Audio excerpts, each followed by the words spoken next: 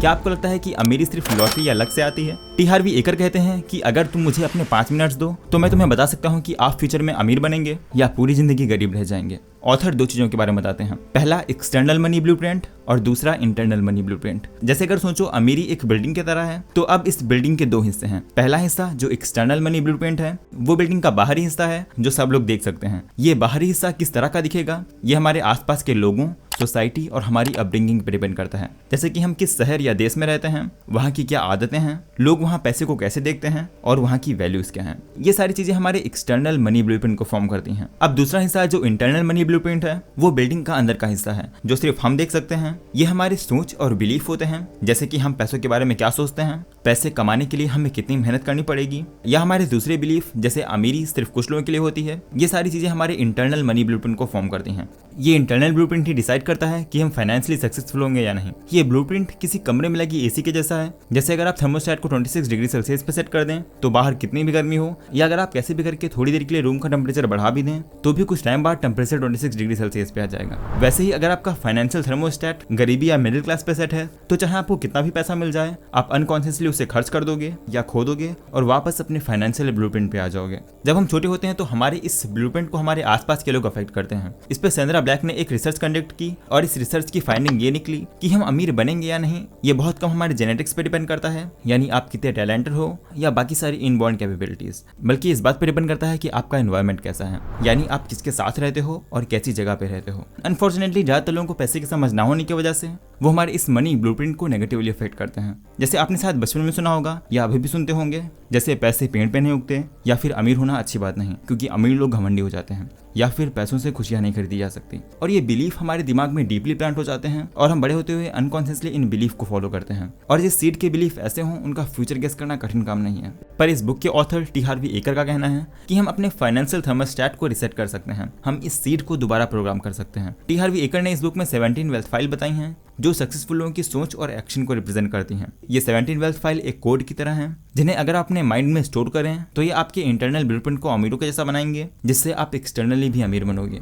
तो first wealth file है millionaires belief I create my life, poor belief life happens to me. मान लो 2 दोस्त हैं अमन और सोहन। बचपन से लेकर कॉलेज तक इन दोनों ने साथ में अपना समय बिताया, लेकिन एक चीज इन दोनों में अलग थी जो है उनका ये बिलीफ। सोहन हमेशा से मानता था कि जिंदगी उसके साथ खेलती है और जो होता है पहले से ही लिखा है। उसे लगता था कि वो अपने सर्कमस्टांस की वजह से पीछे है। मुझे अच्छी जॉब नहीं मिली क्योंकि मुझे अच्छा कॉलेज नहीं मिला, मुझे अच्छा कॉलेज नहीं मिला क्योंकि मेरा स्कूल अच्छा नहीं था। दूसरी तरफ अमन मानता था कि उसकी लाइफ बहुत हद तक उसके हाथ में है। उसे पता था कि अगर वो कुछ अचीव करना चाहता है तो उसको उसका प्राइस पे करना पड़ेगा, उसे उसके लिए काम करना पड़ेगा। वो अपनी सर्कमस्टांस को ब्लेम नहीं करता था। जब उसे अच्छा कॉलेज नहीं मिला, यानी अब उसकी कॉलेज डिग्री उसकी सुपर पावर नहीं है, तो उसने एक्स्ट्रा नॉलेज गेन किया और एक्स्ट्रा स्किल सीखी। तो अब जब काफी साल बीत गए हैं तो आपको क्या लगता है कौन ज्यादा अमीर होगा? नो डाउट अमन ज्यादा अमीर, खुश और सक्सेसफुल होगा। इसलिए सबसे पहले जो आपको सीखना है वो है अमीर मानते हैं अपनी किस्मत मैं खुद लिखता हूँ। मिडिल क्लास और गरीब सोचते हैं कि जिंदगी उनके साथ घटती है। करोड़पति सोचते हैं कि उनकी लाइफ उनके डिसीजन और एक्शन पे डिपेंड करती है, ना कि उनके सर्कमस्टांस पे, और इसी वजह से वो अपनी लाइफ खुद डिजाइन करते हैं अपनी मर्जी से और अपने टर्म्स पे।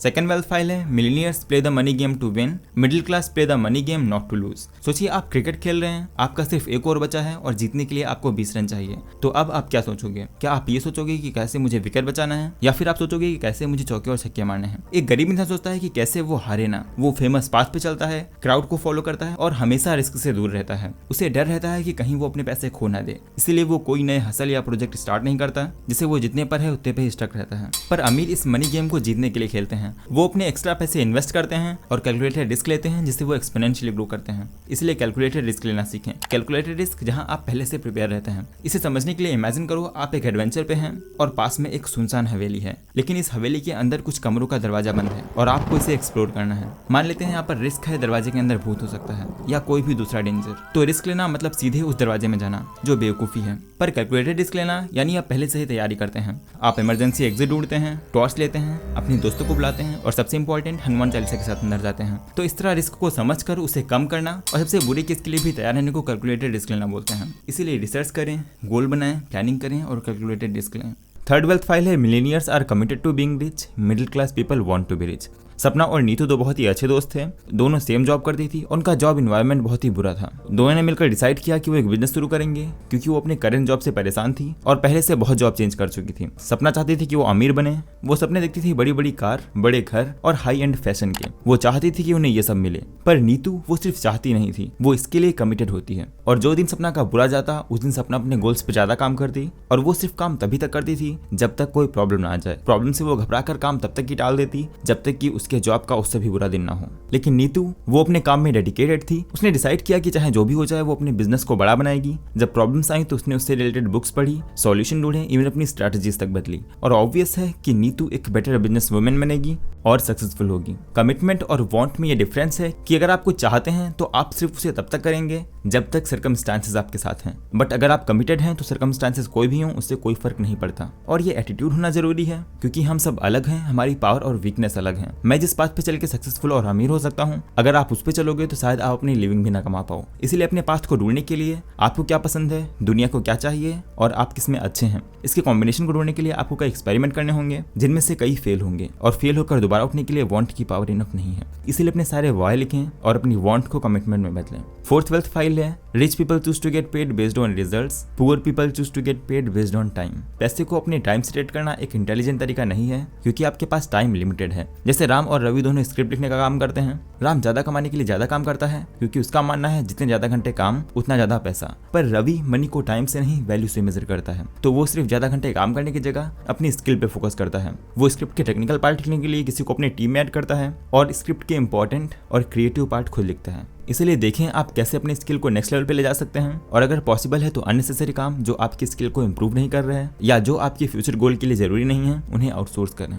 नेक्स्ट ट्वेल्थ फाइल है, rich people are good receivers and poor peoples are bad receivers. Author एक बार एक जंगल में कैंपिंग करने गए थे, तो उन्होंने वहाँ पे एक कैंप बनाया और पूरी रात बारिश हुई। जब सुबह होती है तो ऑथर देखते हैं कि उनका सामान और वो सारी चीजें जो कैंप के नीचे थी वो सूखी थी। इसे देखकर ऑथर नोटिस करते हैं कि नेचर अपार है, ये कोई भेदभाव नहीं करती। बारिश होती है तो बारिश कहीं ना कहीं जाएगी ही। अगर एक हिस्सा सूखा है तो दूसरा हिस्सा दोगुना गीला होगा, और यही पैसों पे अप्लाई होता है। दुनिया में अरबों खरबों डॉलर फ्लोट कर रहे हैं जो कहीं ना कहीं तो जाएंगे ही। अगर एक इंसान अपने हिस्से की मनी रिसीव करने के लिए तैयार नहीं है तो वो मनी किसी और के पास जाएगी। पैसे और बारिश को इससे फर्क नहीं पड़ता कि उसे कौन रिसीव कर रहा है। इसीलिए बहुत जरूरी है कि हम अपने आप को कैसे देखते हैं। कुछ लोग सोचते हैं मैं इतने पैसे के लायक नहीं हूँ, या मुझे कोई बड़ी अपॉर्चुनिटी मिलनी ही नहीं चाहिए। इसीलिए इस बिलीफ को रिप्लेस करें अमीरों के बिलीफ से, जो है मैं योग्य हूँ, मैं किसी भी बड़ी अपॉर्चुनिटी या रिस्पॉन्सिबिलिटी के काबिल हूँ। अगर आप ये वीडियो देख रहे हैं तो आपके पास इंटरनेट, मोबाइल जैसी सुविधाएं हैं जिससे आप बहुत से मौके के फायदा उठा सकते हैं, और अगर आप इस मौके का फायदा नहीं उठाएंगे तो वो किसी और को मिल जाएगा, क्योंकि अगर एक हिस्सा सूखा है तो दूसरा हिस्सा दोगुना गीला होगा। नेक्स्ट ट्वेल्थ फाइल है, rich people focus on opportunity, poor people focus on obstacles. अमीर लोगों का फोकस गरीब लोगों से अच्छा होता है। वेल, इसके लिए एक एक्सपेरिमेंट है जो आपको आपका फोकस बताएगा। इस वीडियो में आपको काउंट करना है कि सफेद कपड़े पहने टीम ने बास्केटबॉल एक दूसरे के पास कितनी बार पास किया।